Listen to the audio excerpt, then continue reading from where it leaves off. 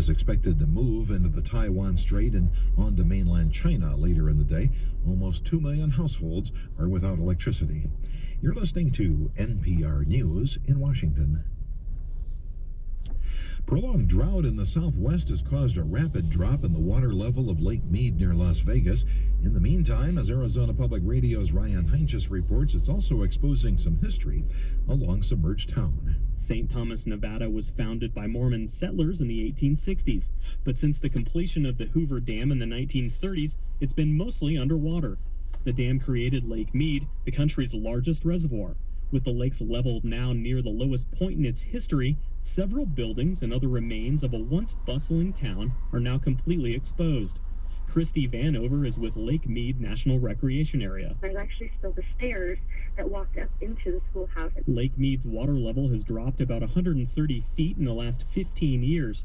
Cities that depend on Lake Mead for water include Los Angeles, Las Vegas, and Phoenix.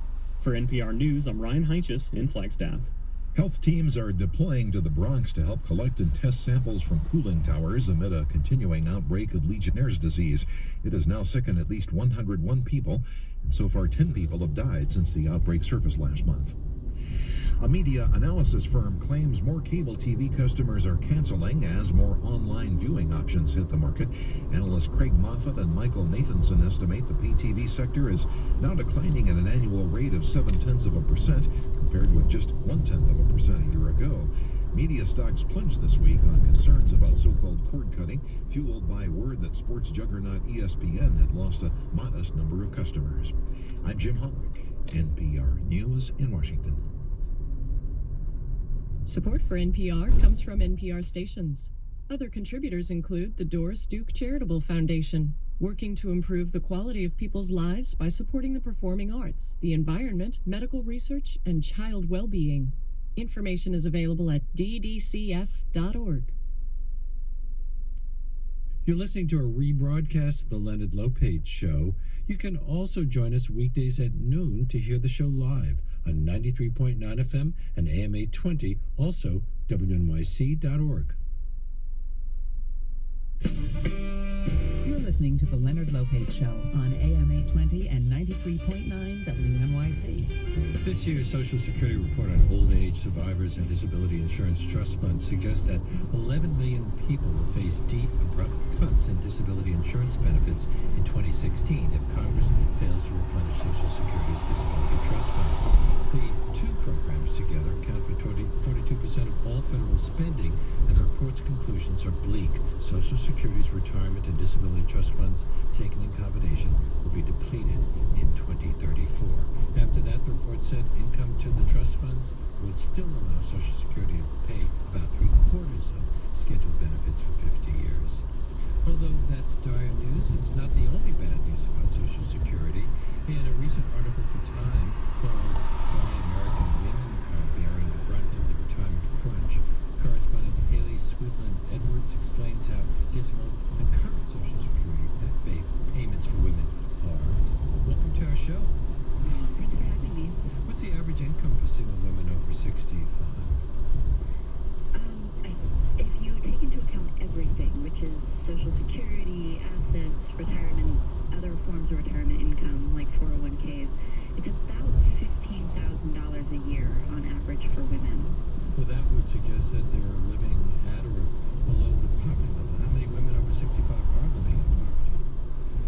That depends on, it kind of breaks down by race a little bit, but it is about 1 in 6 white women and 1 in 2 Hispanic women and about 1 in 3 African American women. It's just really a staggering problem.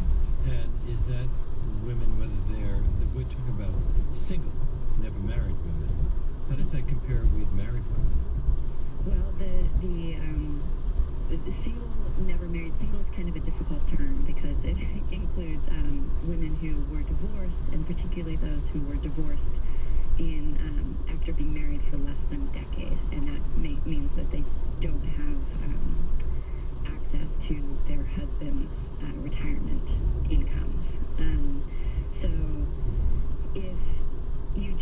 if you just look at women who are just the poverty rate for never married, divorced, and widowed women, 65 and older, it's 3 times what it is for married women. And what about men? I don't have that statistic right on hand here, but it's much less. I think men received an average of $16,590, not exactly an exorbitant amount, but more. Well, that's taking into account, if you take into account everything, assets and retirement, they make almost $30,000 actually a year. So it's about $28,000 a year on average for retired single men, and it's about half that, about $15,000 for retired single women. So, the premise of Social Security payouts was based on married couples. How was it supposed to work?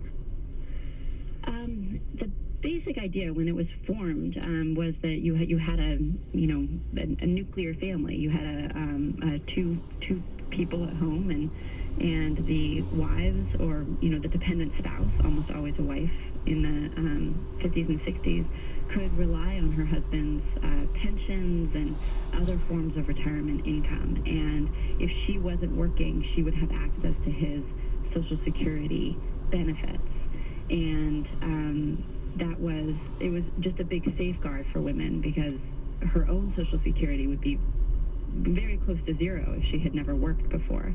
The way that Social Security is calculated is they take 35 years of your working years, 35, and then average your wages during that time. So if you're a woman who worked for maybe a decade of that, or even 25 years of that, but you have 10 years of earning zero, then your Social Security payment is much, much lower. Do divorced women get to share in their former spouse's Social Security income?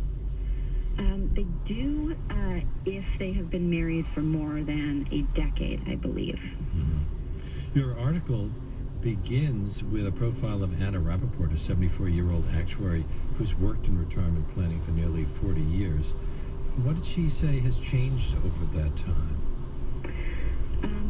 Her point, and she's just worked in the trenches as kind of a counselor and an advice giver and an actuary herself. And her real focus, at least recently, has been on the declining marriage rate. We just have many, many, many more single women who are entering into the retirement years than we did 20, 30, 40 years ago. And you note that according to the Pew Research Center, in 1960, 72% of American adults were married. In 2012, it was just over 50%.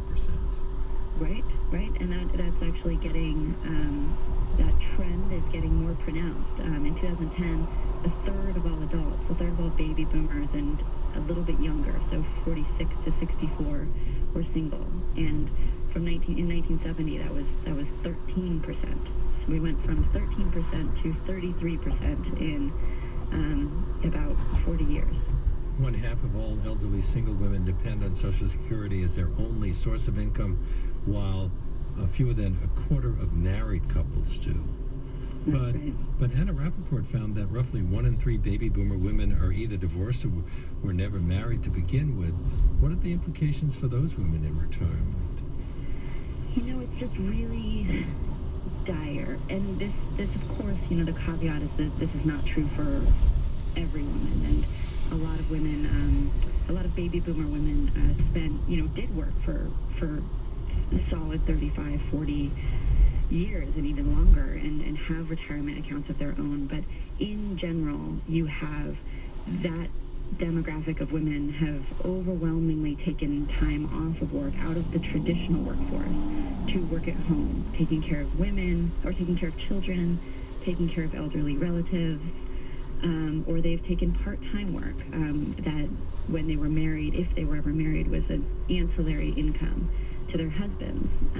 But now in old age, they don't have the retirement accounts that their male counterparts do. And if they were never married, they also don't have access to their husband's Social Security. So what we're seeing is those skyrocketing poverty rates for elderly women.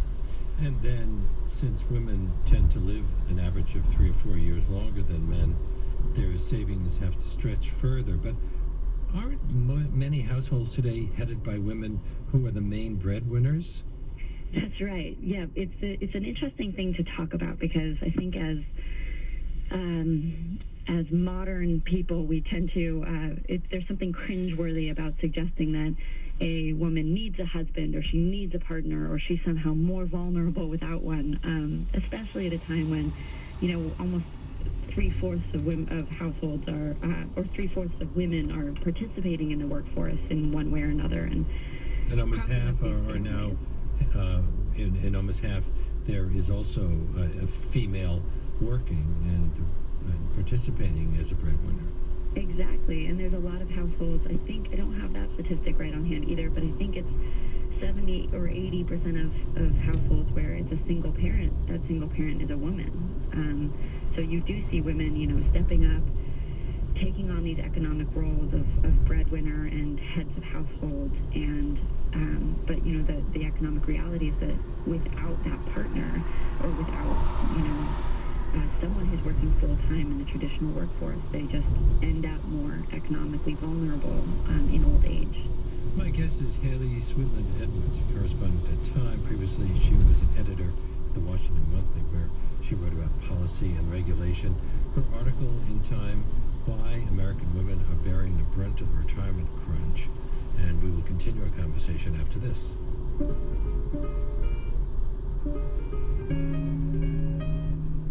Later on in the show, we'll learn about the quirky story of the second largest bank heist in history, the Loomis Fargo theft.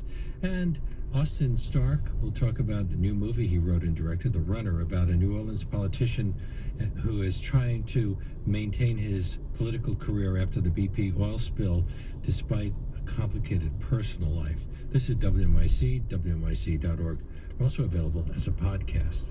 WNYC is supported by New York Presbyterian Hospital, working to bring advanced and compassionate care to the New York City community. More information available at nyp.org/amazingthings. New York Presbyterian, amazing things are happening here.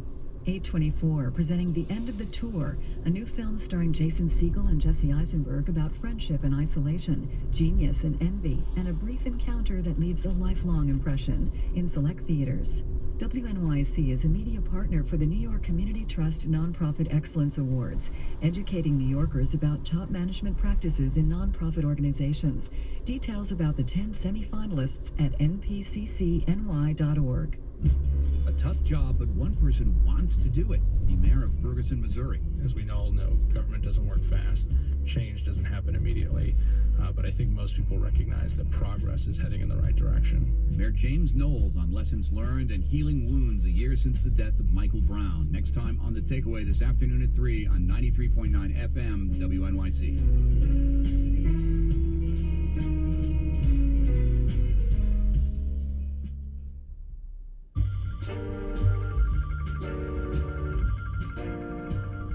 We are back with Haley Sweetland Edwards. Her article, Why American Women Are Bearing the Brunt of the Retirement Crunch, is in Time magazine. We have a link to it on our show page at WNYC.org. You mentioned that women are much more likely to take time off to become full-time unpaid caregivers. And according to the Bureau of Labor Statistics, over 22 million American women spend more than 3 hours a day providing unpaid care for an elderly person. According to the Pew Research Center, over 10 million more drop out of the workforce, often temporarily, to care for children full-time. So that really affects the amount of money that they are putting into their Social Security fund. That's right. I think a lot of the advocates in this world point out that that is not dropping out of work. That's dropping out of the traditional workforce. As anyone who's cared for an elderly relative or taken care of children all day, that's quite a lot of work.